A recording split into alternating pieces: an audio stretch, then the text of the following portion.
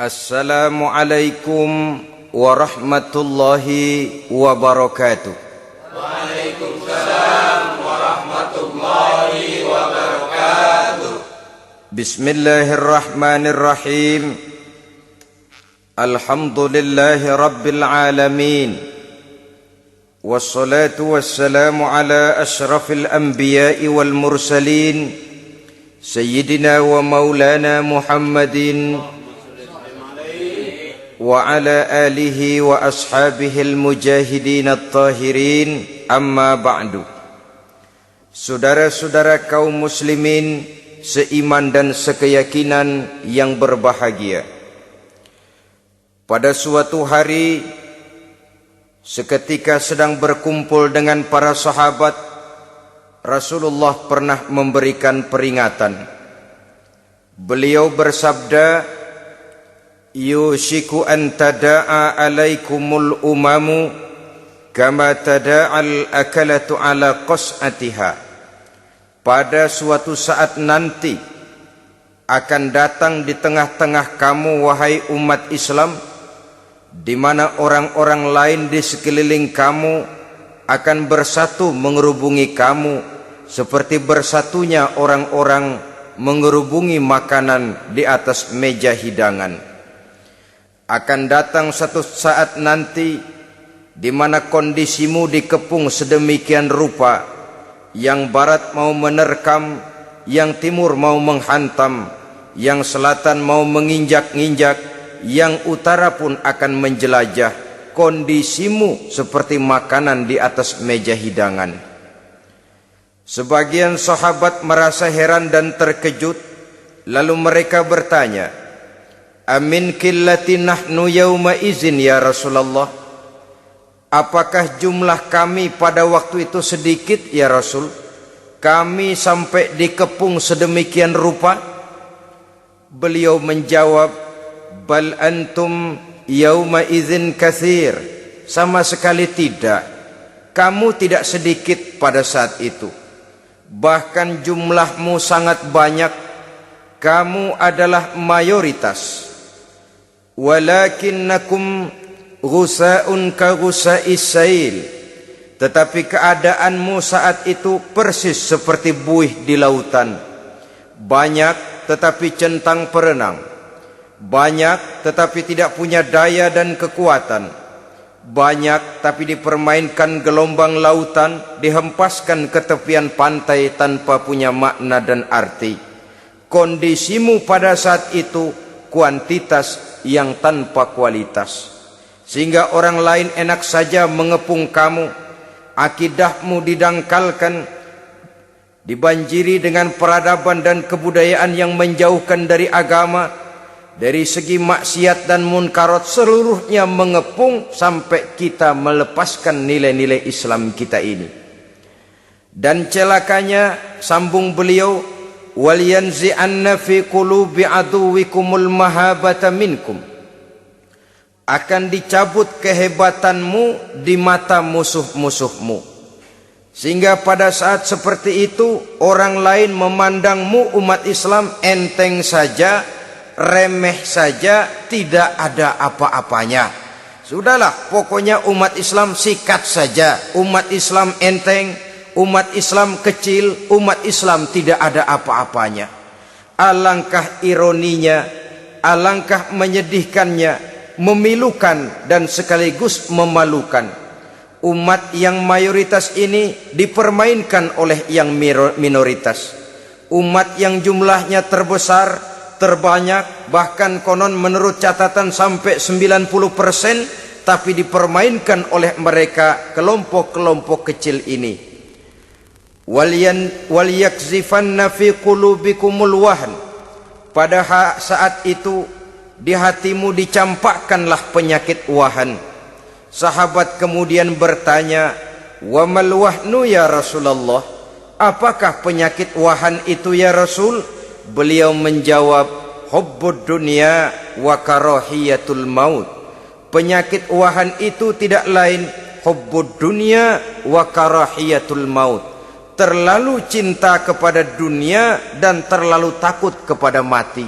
materialistis dan takut resiko. Dua penyakit inilah yang menyebabkan walaupun umat ini mayoritas, tapi dipermainkan oleh yang minoritas. Walaupun dia golongan terbesar, tapi nasibnya seperti makanan di atas meja makan. Dari segala macam penjuru mau menghantam dia. Saudara-saudara kaum muslimin yang berbahagia, ini merupakan analisa sosial bahwa pada satu saat nanti akan terjadi di tengah-tengah umat di mana kita dihantam dan diserbu dari segala macam penjuru. Akidah didangkalkan, peradaban dan kebudayaan dirusak, makanan dan minuman diracuni, pakaian ditelanjangi dan lain sebagainya, sampai kita melepaskan nilai Islam yang kita cintai ini. Kondisi sosial ini satu saat akan datang kepada kita. Demikian analisa dan peringatan dari Rasulullah sallallahu alaihi wasallam. Marilah sekarang kita melihat, adalah benar bahwa di zaman sekarang kita insya Allah tidak akan mengalami perang Badar sehebat yang pernah dialami oleh Rasul dan para sahabatnya. Tetapi sesungguhnya perang yang kita hadapi di zaman sekarang ini tidak kalah hebatnya dengan perang Badar, tidak kurang dahsyatnya dengan perang Uhud, tidak kurang ngerinya dari perang Khandaq. Hanya saja yang kita hadapi sekarang ini bukan ujung pedang, bukan ujung tombak, bukan ujung panah. Yang kita hadapi sekarang ini adalah perang akidah, perang ideologi, perang mempertahankan keyakinan. Yang kalau kita kalah sekarang, kita memang masih beragama, tetapi anak kita, cucu kita, generasi yang akan hidup 5, 10, 20, 30 tahun yang akan datang, wallahu a'lam bissawab. Islam, saudara-saudaraku, tidak mungkin hilang dari dunia. Tetapi tidak mustahil Islam gulung tikar dari desa kita. Tidak mustahil Islam gulung tikar dari kampung dan kota kita, jikalau kita tidak menjaganya, jikalau kita tidak memeliharanya, bahkan jikalau kita tidak mewariskannya kepada anak-anak kita, generasi yang akan datang. Marilah kita mengingat sejenak bagaimana Islam di Spanyol yang pernah jaya, pernah mewarnai daratan Eropa, dan yang sekarang hanya sekedar tinggal ceritanya saja. Ini pernah diperingatkan oleh Rasul dalam satu hadis, sayati ala ummati zamanun la yabqal Islam illa ismun wala minal Qur'an illa rasmun. Akan datang satu masa di tengah umatku di mana pada masa itu Islam ada tapi hanya tinggal sekedar namanya saja, dan Quran pun ada tapi cuma sekedar tinggal tulisannya saja. Apabila kita tidak mewariskan ini kepada generasi yang akan datang, maka serbuan-serbuan dari berbagai macam penjuru dari hari ke hari semakin kita rasakan kehebatannya. Tidak mustahil sejarah Spanyol akan terjadi di desa kita, akan terjadi di kampung kita, akan terjadi di kota kita. Orang Spanyol kalau mereka cerita kepada anaknya, mereka akan cerita, "Nak, di sini dulu ada masjid." Kapan, Pak? Dulu bener dah. Banyak orang Islam kalau hari Jumat pada sembahyang, kapan itu, Pak? Dulu sekali. Sekarang cuma sekedar tinggal ceritanya saja. Bukankah sesuatu yang sangat tidak mustahil apabila kita tidak menjaga dan mewariskan Islam ini kepada generasi yang akan datang? Maka serbuan-serbuan akan membawakan hasil yang diinginkan oleh para penyerbu itu tadi. Kita sudah menjadi umat yang mayoritas, tetapi umat yang mayoritas ini menurut Rasul dikepung sedemikian rupa, akidahnya didangkalkan, peradaban dan kebudayaannya ditekan sedemikian rupa, kehidupan sosialnya dibuat individualis, kemudian dari segi pergaulan, pakaian, makanan, minuman dan sebagainya diracuni, sampai dia tidak lagi berpegang teguh kepada agamanya. Dan dikala itu hilang kehebatan umat ini di mata musuh-musuhnya. Orang lain memandang kita ringan saja, enteng saja, satu umat yang sudah kehilangan wibawa. Padahal konon kabarnya kita mayoritas, tapi enak saja dikutak-kutik orang lain. Dan dikala itu di hati kita merajalela penyakit wahan. Penyakit wahan itu apa? Pertama, hubbud dunia, terlalu cinta kepada dunia. Terlalu cinta kepada dunia yang menyebabkan kita lupa akan tanggung jawab dan kewajiban, lupa meneruskan dan mewariskan Islam kepada generasi yang akan datang. Kita berlomba hanya untuk mengejar dunia dan seluruh isinya. Baik dia bernama material, baik dia bernama seksual, baik dia bernama pangkat, jabatan dan kedudukan, berlomba-lomba kita di dalamnya. Sampai tercampaklah penyakit hubbud dunia di dalam hati ini. Berurat dan berakar dunia itu, sulit dan berat kita berpisah daripadanya. Akibatnya kemauan untuk berbuat demi dan atas nama agama sangat sulit terwujud di dalam kehidupan ini. Yang kedua, karahiyatul maut, terlalu takut kepada mati. Baik mati ajal, mati dalam artian yang sebenarnya, baik mati usahanya, baik mati karirnya, baik mati pangkat dan jabatannya. Sehingga dengan demikian akibatnya jatuhlah kita menjadi umat yang kehilangan wibawa di mata orang lain. Saudara-saudara kaum muslimin rahimakumullah, saya katakan tadi, perang yang kita hadapi di zaman sekarang adalah perang akidah. Perang menghadapi peradaban dan kebudayaan yang menghancurkan moral daripada anak-anak kita.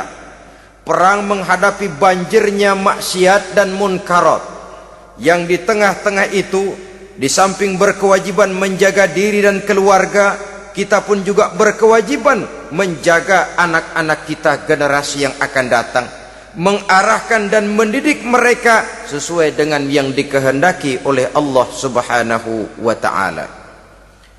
Oleh sebab itu, pada pertemuan kali ini yang akan saya bicarakan ialah bagaimana idealnya seorang muslim lebih dahulu memberikan pendidikan kepada anak-anaknya.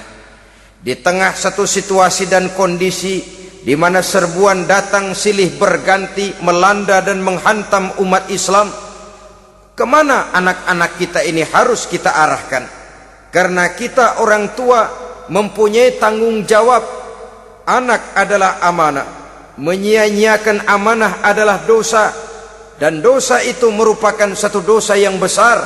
Bahkan orang tua bisa saja masuk neraka kalau tidak bertanggung jawab tentang anak-anaknya.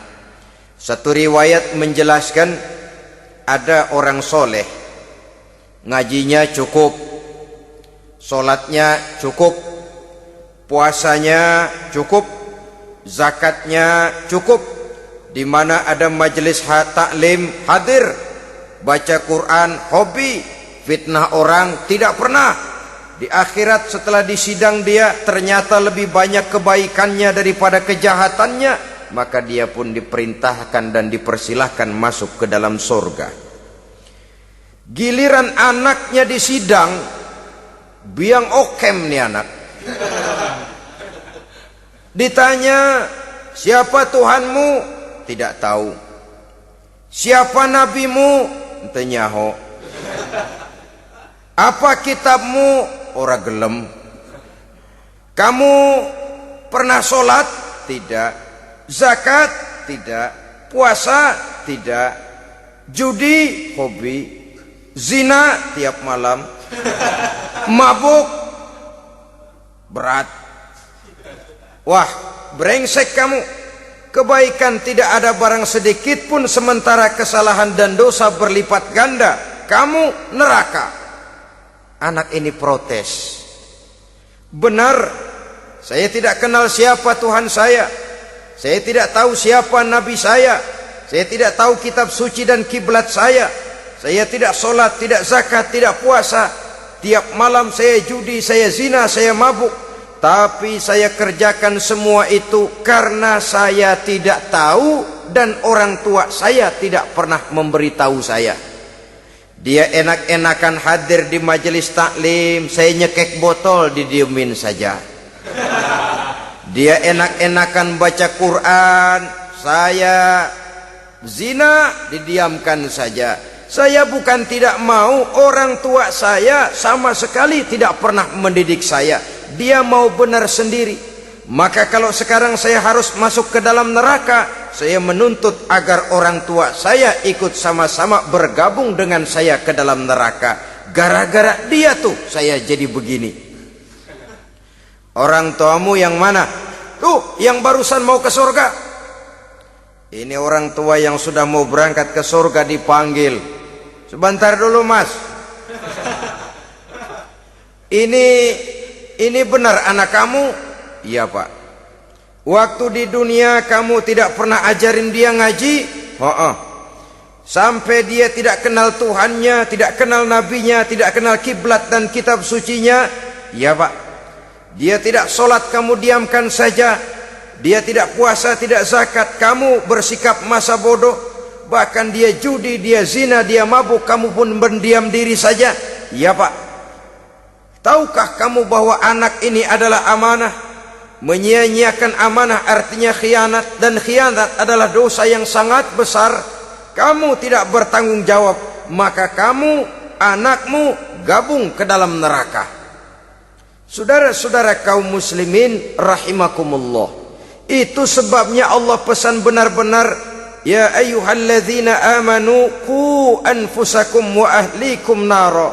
Hai orang-orang yang beriman, jaga dirimu dan keluargamu, istri, anak, orang-orang yang menjadi tanggung jawab dan kewajiban kita, jaga dan pelihara mereka dari api neraka.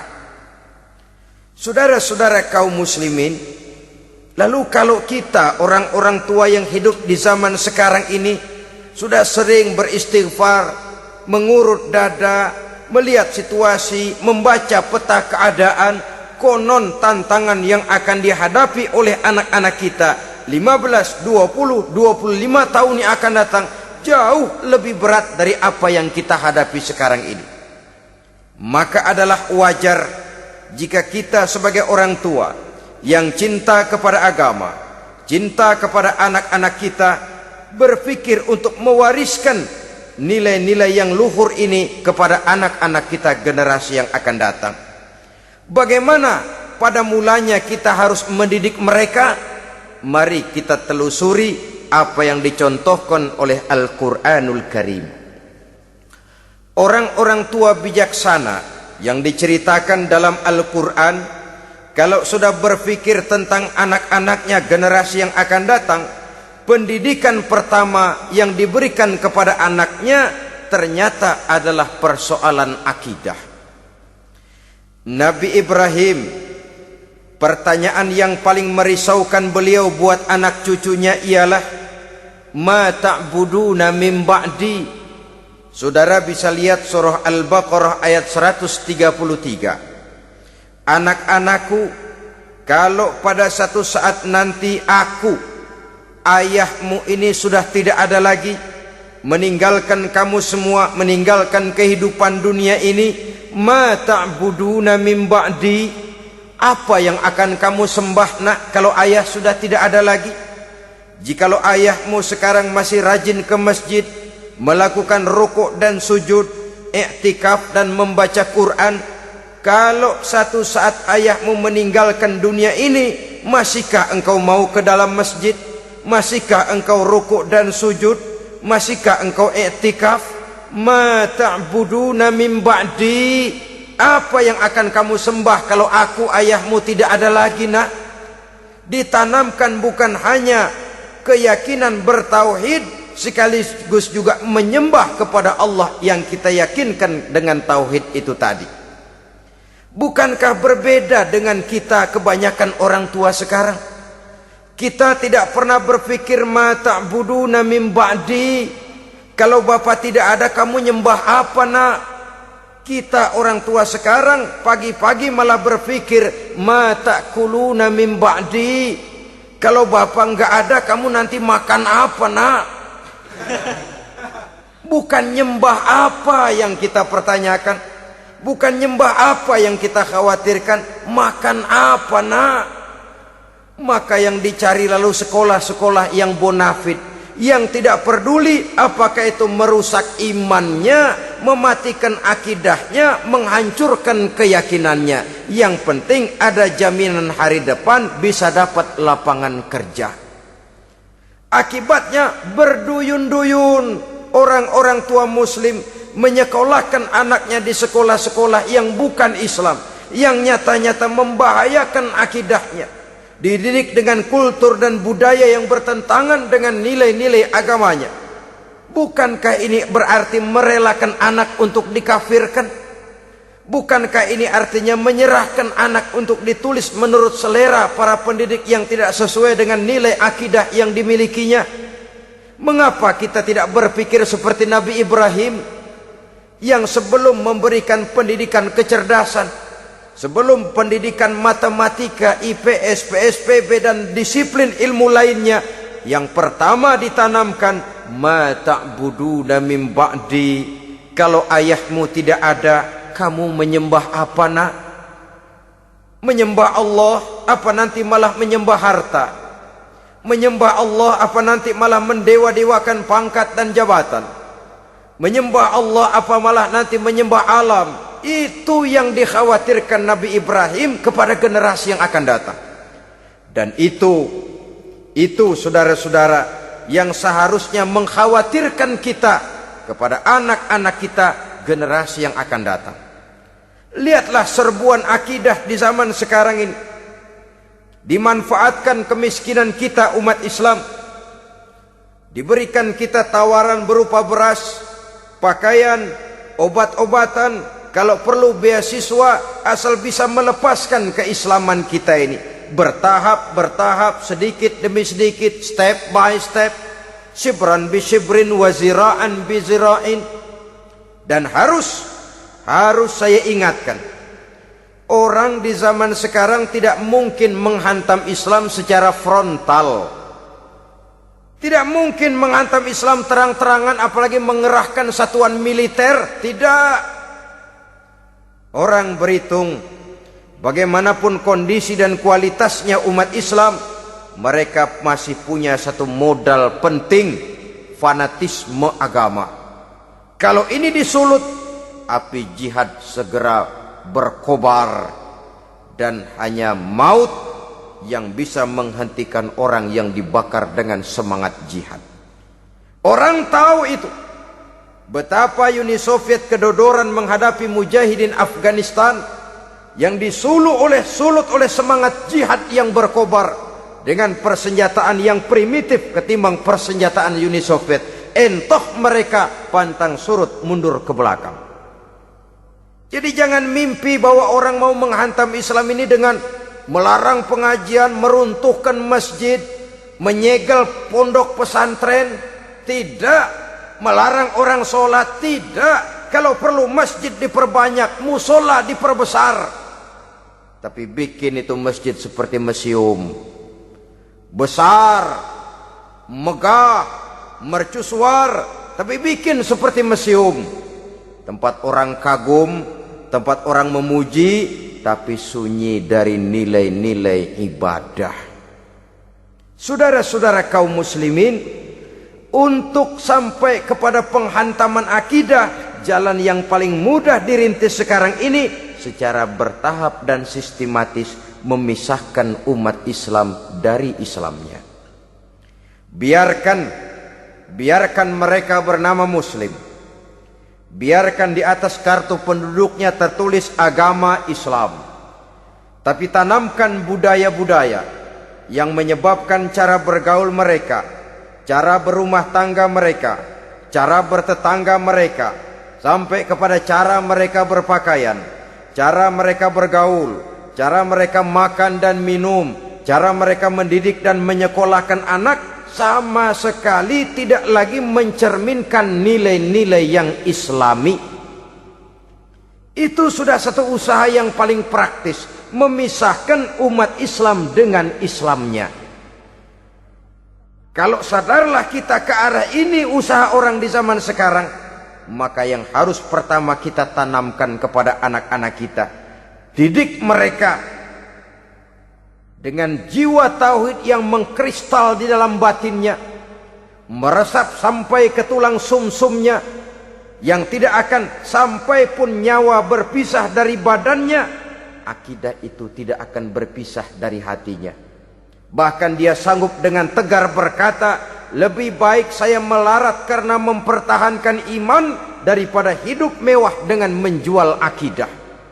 Satu khittah, satu garis kehidupan yang perlu kita wariskan kepada anak-anak kita, generasi yang akan datang. Dahulu ada satu tradisi, saudara-saudara. Kalau anak gadis kita dilamar orang, orang lalu bertanya, anakmu mau ngelamar gadis saya, apa sudah khatam Quran berapa kali? Apa sudah bisa baca kitab macam-macam dan lain sebagainya? Sehingga lahirlah satu kebanggaan. Apapun motifnya, tapi pertanyaan semacam ini zaman sekarang sudah langka. Paling-paling yang ditanya kalau anaknya dilamar orang, anakmu kerja di mana? Gajinya sebulan berapa? Kendaraannya bebek apa soang? Apa-apa? Itu yang kita pertanyakan, berkisar di seputar materi, kerja, job, status sosial, dan lain sebagainya. Perkara bisa baca Quran atau tidak, nomor 18. Perkara sembahyangnya rajin apa tidak, nomor 36. Saudara hadirin, akibatnya terjadi pergeseran nilai. Maka mendidik anak menurut tuntunan Quran adalah seperti yang diberikan contoh oleh Luqmanul Hakim, yang diceritakan dalam surah Luqman mulai ayat 11 dan selanjutnya. Apa pendidikan pertama yang harus kita berikan kepada anak? Pertama, ya bunayya la tusyrik billah. Wahai anakku, jangan sekali-kali engkau menyekutukan Allah nak. Jaga tauhid, pelihara iman, mantapkan akidah. Ini dasar yang pertama. Belum lagi anak mengenal berbagai macam disiplin ilmu, yang pertama ditanamkan tauhid. Ini yang mendasari kehidupan. Ini yang akan mewarnai dan menjadi warna dari kepribadian seseorang. Sentuhan jiwa tauhid di dalam diri si anak. Belum lagi sempat dia kenal yang lain. Yang pertama yang kita tanamkan, kita wariskan, kita berikan, la tusyrik billah. Jangan sekali-kali menyekutukan Allah nak. Kalau ini sudah tertanam, ini sudah merupakan satu fondasi yang kuat. Selebihnya nanti tinggal melihat bakat si anak, kemana dia harus dididik ini. Yang terpenting nilai iman lebih dahulu tanamkan. Dan untuk menghancurkan nilai keimanan, saudara-saudara, saya katakan, ingatkan kepada hadis di awal tadi, dikepung kita dari berbagai macam penjuru agar bisa melepaskan nilai-nilai iman dan keyakinan. Proses pendangkalan akidah, ditanamkan keraguan kepada agama, ditanamkan rasa malu beragama, sholat malu, baca Quran malu, berangkat ke masjid malu, pakai jilbab malu. Ditanamkan rasa malu beragama, sehingga bertahap sedikit demi sedikit kita mulai berpisah dengan kehidupan beragama. Ditanamkan hal yang sedemikian rupa dari berbagai macam penjuru. Dihantam akidah, akidah kuat, dihantam dari segi peradaban dan kebudayaan. Diperbanyaklah peradaban dan kebudayaan yang bukan mendekatkan kita dengan agama, malah mendekatkan kita dengan neraka. Menjauhkan kita dari agama, menjauhkan kita dari nilai-nilai luhur yang diwariskan oleh orang-orang tua kita terdahulu. Adalah kewajiban kita yang pertama mendidik anak, menanamkan roh, jiwa dan semangat tauhid di dalam diri mereka. Saudara-saudara kaum muslimin rahimakumullah, kenapa kita lebih dahulukan menanamkan jiwa, roh dan semangat tauhid ini kepada anak-anak kita? Pertama, kita tidak hanya ingin sekedar mempunyai anak yang pintar, tetapi lebih daripada itu kita pun ingin mempunyai anak yang benar. Segala macam disiplin ilmu, segala macam bentuk penalaran ilmiah dan pengisian intelektualitas manusia mungkin di satu sisi akan membuat dia pintar, tapi di sisi lain belum tentu akan membuat dia benar. Nabi pernah memberikan peringatan, man izdada ilman walam yazdad huda lam yazdad minallahi illa bu'da. Orang yang hanya bertambah ilmu pengetahuannya tapi tidak bertambah hidayah dari Allah, tidak makin mantap keimanannya, maka seluruh nilai-nilai ilmunya hanya akan menjauhkan dia dari Allah Subhanahu wa taala. Dan adalah lebih merupakan azab daripada nikmat kalau kita diberikan ilmu pengetahuan yang hanya akan menyebabkan kita semakin jauh dari Allah Subhanahu wa taala. Yang kedua, sesungguhnya roh, jiwa dan semangat tauhid yang melekat dalam diri anak pada puncaknya akan melahirkan satu disiplin murni yang tumbuh dari dalam dirinya sendiri, di mana si anak dalam kehidupannya merasakan dimanapun dia berada, kemanapun dia pergi, ia selalu merasakan kehadiran Allah dekat dalam hidupnya. Ia sadar sesadar-sadarnya bahwa tidak ada satu perbuatan yang bagaimanapun kecilnya yang bisa disembunyikan dari kekuasaan Allah Subhanahu wa taala. Yang ketiga, dengan penanaman roh, jiwa dan semangat iman ini, maka diharapkan anak-anak nanti pada pertumbuhannya sanggup mengendalikan hawa nafsunya. Dengan kata lain, bahwa penanaman jiwa tauhid, penanaman roh dan semangat keimanan ini merupakan kondisi dasar yang harus dilakukan sebelum yang lain-lainnya. Kemudian pendidikan kedua yang diberikan oleh Al-Quran melalui contoh dan model dengan Luqmanul Hakim ini, setelah menanamkan tauhid, ditanamkanlah kepada si anak ini rasa hormat kepada orang tuanya. Wa wassaynal insana biwalidayhi, dan kami wasiatkan kepada manusia untuk berbakti kepada ibu bapaknya. Hamalathu ummuhu wahnan ala wahnin, karena ibunya telah mengandungnya dengan kepayahan di atas kepayahan. Maksudnya dengan kepayahan dan kelelahan yang berlipat ganda. Sehingga ketika Rasul ditanyakan orang, "Ya Rasul, siapa yang paling harus saya taati di dunia ini?" Beliau menjawab, "Ibumu." Kemudian, "Siapa lagi ya Rasul?" "Ibumu." Setelah itu, "Siapa lagi ya Rasul?" "Ibumu." Dan kemudian, "Siapa ya Rasul?" "Bapakmu." Ibu, ibu, ibu, bapak. Bahkan al-jannatu tahta aqdamil ummahat, surga berada di bawah telapak kaki ibu. Bagaimana menanamkan rasa hormat kepada orang tua di hati anak? Tentu yang pertama, bagaimana orang tua bisa memberikan keteladanan. Marilah kita sebagai orang-orang tua ini menyadari bahwa sebelum anak kenal sekolah dasar, sebelum anak kenal TK, ibtidaiyah, sanawiyah sampai kepada perguruan tingginya, yang pertama dia kenal adalah lingkungan rumah tangganya, gurunya adalah ibu bapaknya. Di sini berlakulah apa yang dinamakan keteladanan. Keteladanan jauh lebih berhasil daripada sekedar teori-teori yang muluk. Keteladanan jauh lebih berhasil daripada berbagai macam indoktrinasi dan penataran.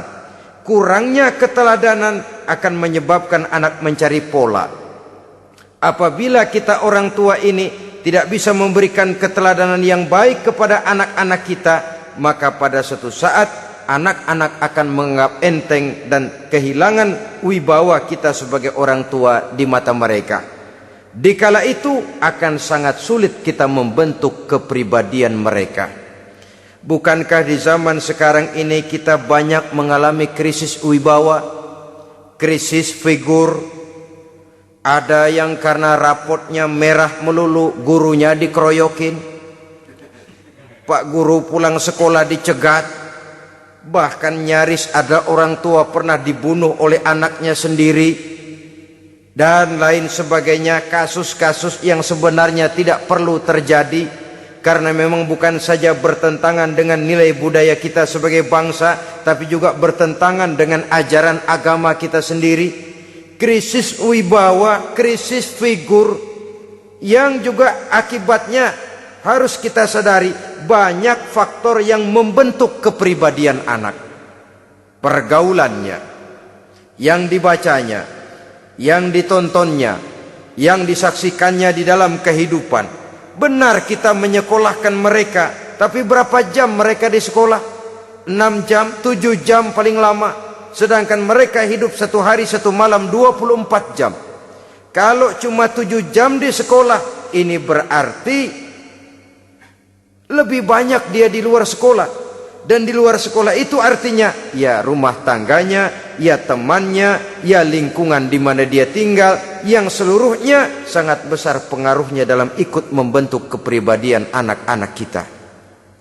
Saya katakan tadi, di samping kita menghadapi perang akidah, kita pun berhadapan di dalam perang menghadapi peradaban dan kebudayaan yang bukan saja menjauhkan kita dari agama, tetapi sanggup menghancurkan moral daripada anak-anak kita. Secara pribadi, saudara-saudara, saya iri, saya kagum misalnya dengan kemajuan yang diperoleh oleh negara tetangga kita, Jepang misalnya.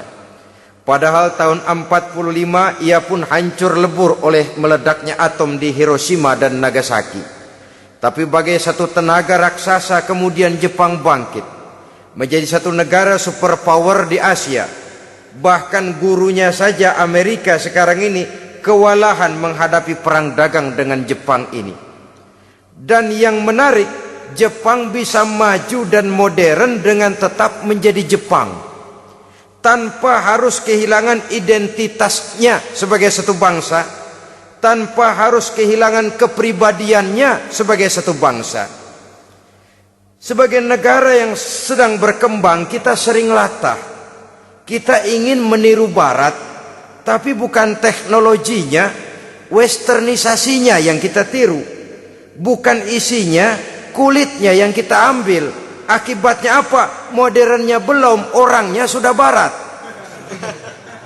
Bergaulnya sudah cara Barat, berumah tangganya sudah cara Barat, berpakaiannya sudah cara Barat, mendidik anaknya sudah cara Barat. Di mana ketemu orang tua cukup hello daddy. Kulitnya kita ambil, sementara isinya kita campakkan. Ironi dan menyedihkan.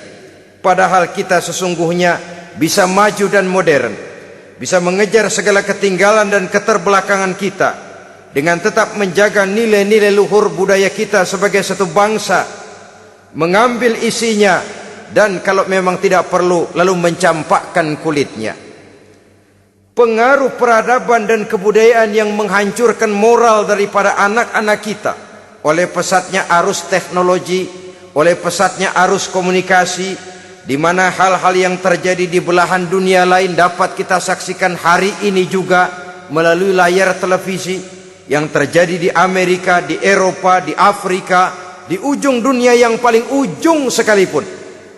Di ujung dunia yang paling ujung, hari ini kejadian, hari ini sudah bisa kita saksikan. Pesatnya arus komunikasi, kalau jatuh ke tangan anak-anak kita yang belum mempunyai filter, daya saring positif, akan dicerna oleh mereka tanpa memilah dan memilih. Akibatnya orang kampung bilang kelolodan. Makan nggak dikunyah lagi. Tentu saja akhirnya kelolodan, dan kalau sudah kelolodan menyusahkan kita seluruhnya. Oleh karena itu budaya menghormati orang tua perlu dijaga, perlu dipelihara dan diwariskan kepada anak-anak kita. Tali silaturahmi sehingga ada respeknya kepada orang tuanya. Jangan bapaknya dianggap CS, ibunya dianggap CS, kakeknya dianggap CS. Hilang rasa respek, hilang rasa menghormati. Sementara orang tua sendiri tidak bisa memberikan keteladanan, kurang mendapat perhatian dan lain sebagainya. Apalagi kalau baik ibu maupun bapak adalah orang-orang karier yang setiap hari sibuk menghadapi tugas masing-masing.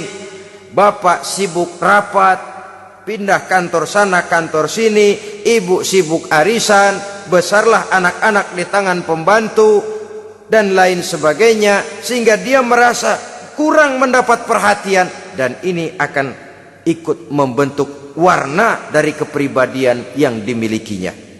Sampai kepada pelosok-pelosok desa, jaringan televisi memang menguntungkan. Tapi kalau sudah sampai kepada menayangkan budaya-budaya yang tidak sesuai dengan pola di mana mereka tinggal, pola lingkungannya, dan ingin mereka terapkan dalam kehidupan, ironi dan menyedihkan. Maka sering dikatakan, jikalau ABRI masuk desa, rakyat beruntung. Jikalau listrik masuk desa, rumah jadi terang. Jikalau koran masuk desa, rakyat jadi cerdas. Jikalau hakim masuk desa, rakyat lalu sadar hukum. Tapi jikalau maksiat dan munkarot masuk desa, minuman keras masuk desa, judi masuk desa, pelacuran masuk desa, rakyat tentu kiamat. Dan kita harus punya budaya untuk memilah dan memilih, mempunyai filter untuk jadi daya saring positif. Oleh karena itu saudara-saudara, tahap kedua setelah menanamkan jiwa tauhid kepada anak, tanamkan rasa hormat kepada orang tuanya. Orang tua itu ibu bapaknya, orang tua itu guru-gurunya yang mengajarkan dia, atau yang dianggap tua yang lebih senior dari dia. Karena tidak ada satu peradaban yang berdiri sendiri. Bagaimanapun maju dan modernnya kita sekarang, tentu merupakan mata rantai yang berkaitan dari generasi terdahulu. Ini yang kedua. Setelah tauhid, berbakti kepada ibu dan bapak. Tidak ada satu kebahagiaan yang bisa ditegakkan di dunia ini tanpa doa, tanpa restu daripada ibu dan bapak. Ini keramat hidup. Doanya dikabul Allah dan kutuknya juga dikabul oleh Allah Subhanahu wa ta'ala. Jadi mendidik anak setelah menanamkan jiwa tauhid, menanamkan rasa hormat dan taat berbakti kepada ibu bapaknya. Itu yang kedua. Kemudian yang ketiga, melalui model Luqman, Quran mendorong kita untuk mendidik anak, menanamkan etika otonom. Apa itu? Ya bunayya innaha in takum mithqala habbatin min khardalin fatakun fi sakhratin aw fis samawati aw fil ardi ya'ti biha Allah. Wahai anakku, sesungguhnya kalau ada satu kebaikan yang kamu kerjakan, kecil, tidak nampak oleh pandangan mata yang zahir, yang kecil itu tersembunyi di puncak langit, di dasar bumi yang paling dalam, atau di tengah batu hitam sekalipun, Allah pasti mengetahuinya dan pasti akan memberikan balasan yang seadil-adilnya. Pendidikan apa ini? Pendidikan moral, menanamkan etika otonom. Nah, kau berbuat baik jangan karena dilihat orang. Kau tidak mau melakukan kejahatan jangan cuma karena ada polisi. Kalau ada polisi kau tidak mau jahat, kucing juga begitu. Coba lihat kucing, taruh ikan asin di piring kaleng, tongkrongin. Aduh, kucing kalem, sopan, tenang. Sedikit kita lengah, habis ikan digarap. Tapi ditanamkan satu kesadaran, kemanapun kau pergi, nak, apapun yang kau kerjakan, tersembunyi di tengah batu, di dasar bumi, di puncak langit, Allah pasti tahu. Dalam bahasa yang ringan, nak, kita ini diawasi oleh 2 hiperkomputer yang maha sensitif, produksi langit, mereknya Rokib dan Atid. Itu komputer yang sangat peka dan sensitif. Jangankan kita berbuat, kita berniat baik saja, komputer sudah nyatat sendiri. Inilah yang orang sekarang namakan waskat, pengawasan malaikat. Kalau hidup sudah merasa diawasi oleh malaikat, waskat berhasil. Tapi kalau waskat sudah diawasi malah nekat, itu yang gagal. Atau yang diawasi dan yang mengawasi sama-sama sepakat, itu juga bisa cincai. Saudara-saudara kaum muslimin rahimakumullah, waskat dalam pengertian kita muslim, bagaimana hidup ini merasakan diawasi oleh malaikat. Intelektualitas yang tinggi sekalipun, IQ yang nilainya plus sekalipun, disiplin ilmu yang bagaimanapun banyak yang memenuhi benak kita, tanpa diiringi oleh etika otonom, orang sering mencari celah dan kesempatan. Mencari celah dan kesempatan. Tapi kalau sudah merasa, kemanapun saya pergi, dimanapun saya berada, kebaikan bagaimanapun sekecilnya saya lakukan, toh Allah pasti akan memberikan balasan. In khairan fa khairun, wa in syarran fa syarrun. Jikalau baik, baik balasan yang kita terima. Jikalau jahat, jahat kejahatan yang kita terima. Kalau sudah ke arah ini kita berpikir, maka sesungguhnya kalau kita berbuat baik kepada orang lain, hakikatnya kita sudah berbuat baik kepada diri kita sendiri. Lalu tidak ada merasa rugi berbuat baik kepada orang. Karena manakala dia melakukan kebaikan kepada orang lain, artinya dia sudah berbuat baik untuk dirinya sendiri. Jadi setelah tauhid, kemudian berbakti kepada ibu bapak, yang ketiga baru pendidikan tentang akhlak, tentang moral. Pola ini yang sering terlupakan oleh kita, bahwa bagi kita itu pendidikan tidak lain upaya mencerdaskan otak anak. Jangan sampai sebab ini kelihatannya pembangunan makin maju, persaingan hidup makin tajam, tensi ekonomi semakin tinggi, sementara jumlah tenaga kerja dengan lapangan kerja yang tersedia jauh dari mencukupi. Jikalau tidak membekali anak dengan pendidikan yang menunjang lapangan pekerjaan, orang tua khawatir, takut sekali anaknya jadi gelandangan. Dikhawatirkannya kehidupan dunia ini, sementara dia lupa kalau anaknya bisa jadi gelandangan di akhirat. Padahal selama-lamanya gelandangan di dunia, paling seumur manusia itu 60 tahun, 70 tahun lah umur orang sekarang. 70 itu sudah luar biasa itu. Tapi kalau harus menggelandang di akhirat, menjadi gelandangan di akhirat, alangkah menyedihkannya. Apakah akan kita korbankan satu kehidupan yang langgeng, abadi, cuma karena tertipu oleh fata morgana dan kamuflase? Kita korbankan yang sedikit, kita korbankan yang besar karena kita memilih yang sedikit. Dalam bahasa Al-Quran memang pernah diceritakan hidup ini hakikatnya perlombaan, saudara-saudara. Perlombaan. Dan di dalam perlombaan itu ada yang menang, ada yang kalah. Al-Quran lalu memberikan peringatan, Alhaakumut takatsur, kamu telah lalai karena berlomba-lomba memperbanyak harta, mempertinggi pangkat dan kedudukan, hatta zurtumul maqabir, sampai kamu akan masuk ke liang kubur baru sadar. Apalagi kalau nafas sudah sampai di tenggorokan.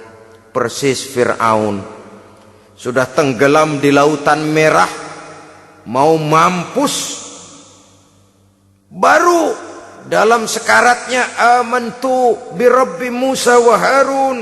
Kalau begini caranya, saya juga percaya kepada Tuhan Musa dan Harun, percaya kepada Allah. Sudah mau mati, baru amantu bi Rabbi Musa, kami percaya kepada Tuhan Nabi Musa, kata Fir'aun. Malaikat maut kesel benar, dilelepin terus di laut. Mampus lu sekalian. Hidup ini memang kita berlomba. Berlomba dengan waktu, berlomba dengan umur, berlomba dengan tenaga, berlomba dengan tetangga. Yang jangankan kita sampai mundur, berhenti saja sejenak, kita akan ditinggalkan oleh yang lain. Tiada kata mundur, bahkan tiada kata berhenti. Sekali kita melangkah, melangkahlah terus. Tapi berlombalah seperti yang dikehendaki Quran. Fastabiqul khairat. Berlomba-lombalah di dalam kebajikan. Jangan berlomba-lomba di dalam kemaksiatan, kemunkaran, kejahatan. Berlombalah dalam urusan kebaikan. Saudara-saudara kaum muslimin rahimakumullah. Tauhid, berbakti kepada ibu bapa, kemudian pendidikan tentang moral. Apabila pendidikan tentang moral sudah tertanam, barulah lihat bakat si anak. Kemana bakatnya? Anak saya kelihatannya dari kecil demennya main bedil-bedilan saja. Abri kali itu. Kirim ke Magelang, masukkan akabri. Tapi dengan syarat 3 itu tadi.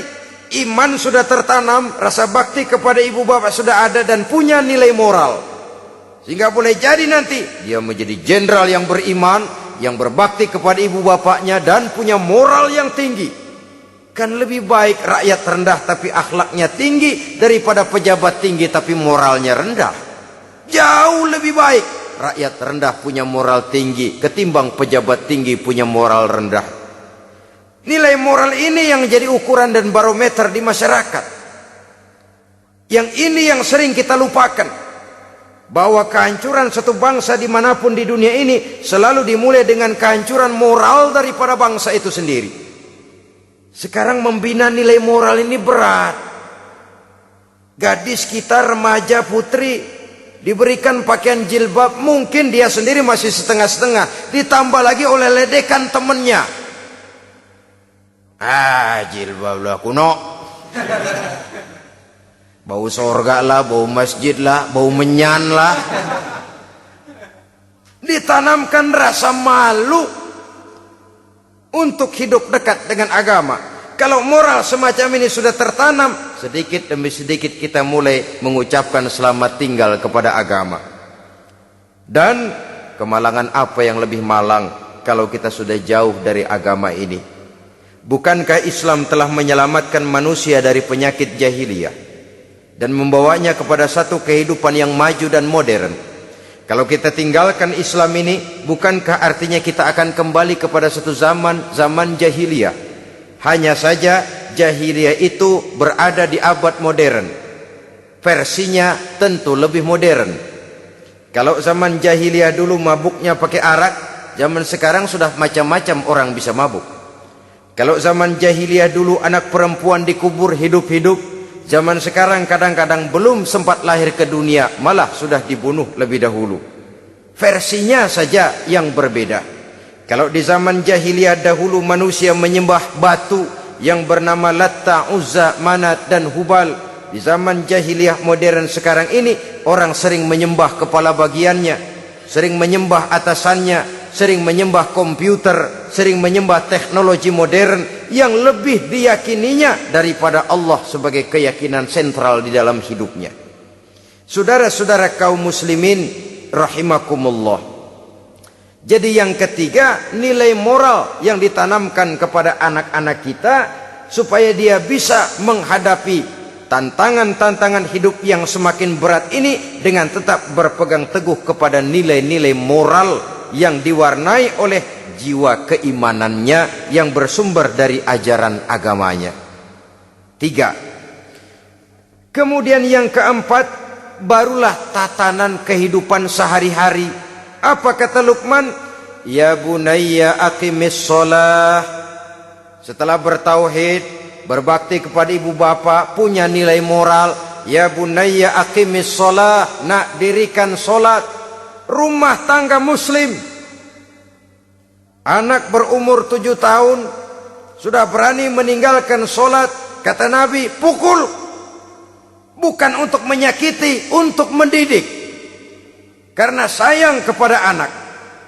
Saudara-saudara, kita khawatir betul kepada anak. Kalau dia pulang dari sekolah, buru-buru kita sebagai orang tua bertanya, sudah makan nak? Sudah istirahat nak? Tapi jarang kita sebagai orang tua melontarkan, sudah sholat nak? Bahkan kita bisa memberikan sugesti kepada anak.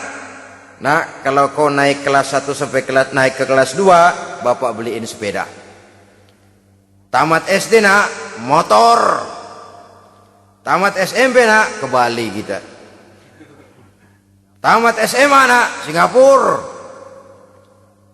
Saudara-saudara, tapi kalau untuk urusan sholat misalnya, kita tidak pernah memberikan sugesti kepada anak-anak kita. Nah, kalau kau hafal Fatihah lengkap dengan artinya, bapak beliin sepatu.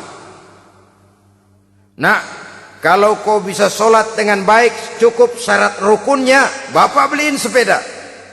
Ada rangsangan, ada sugesti yang membuat anak lebih tergerak untuk hidup dalam suasana keagamaan. Ya bunayya aqimis sholah, nak dirikan sholat. Sebab ini sandaran vertikal yang paling langsung antara manusia dengan Tuhannya. Menyadari bahwa sepanjang yang bisa dilakukan oleh manusia hanyalah berusaha dan kepastian sepenuhnya ada di tangan Allah. Dengan sholat kepribadianmu diperteguh, dengan sholat sandaran vertikalmu kepada Allah diperkuat. Dan pada waktunya nanti Al-Quran memberikan bimbingan, hendaklah minta tolong kepada Allah dengan sabar dan tetap mendirikan solat. Ya bunayya aqimis sholat. Setelah itu, wa'mur bil ma'rufi wanha 'anil munkar. Tegaklah membina yang ma'ruf, tegaklah mencegah yang munkar. Ini sikap hidup sudah. Solat tadi tugas hidup. Lalu sikap hidup tampil di tengah masyarakat, membina yang ma'ruf, mencegah yang munkar sesuai dengan kesanggupan masing-masing. Bukankah setiap kita kepingin punya anak yang bermanfaat, setidaknya bagi keluarganya, syukur kalau bisa bagi lingkungannya, bagi masyarakat, bangsa dan negaranya. Dan satu di antara tanda orang yang bermanfaat, kalau dia bisa hidup menjadi penganjur yang ma'ruf dan pencegah yang munkar. Dan itu kalau tidak ada hidayah, sulit orang mau melaksanakan itu. Sebab apa? Ada kecenderungan belakangan ini di mana agama dianggap urusan pribadi. Sehingga orang lalu sering bilang, jangan bawa-bawa agama dah, itu kan bukan urusan agama. Ini sudah ciri berpikirnya sekuler. Jangan bawa-bawa agama. Agama urusan pribadi, artinya orang mau sholat mau enggak, jangan bilang apa-apa dah. Urusan dia sendirian. Dia mau puasa dia enggak, merdeka saja, urusan pribadi. Agama bukan persoalan pribadi. Apalagi jika sudah menyangkut amar ma'ruf dan nahi munkar, siap menegakkan yang baik, mencegah yang munkar untuk tegaknya satu masyarakat yang diwarnai oleh kebaikan dan terhindar dari segala macam kejahatan.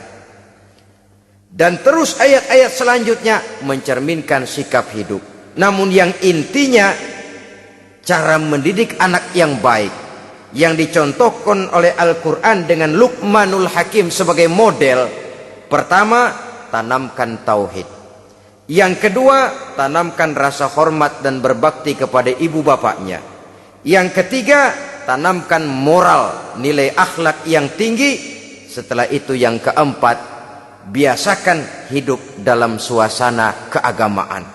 Kontrollah sholatnya, kontrollah baca Qur'annya, kontrollah puasanya di bulan Ramadan. Ajaklah anak-anak sholat berjamaah, sehingga dengan demikian dia terbiasa oleh satu suasana yang mendekatkan dia dengan nilai agamanya.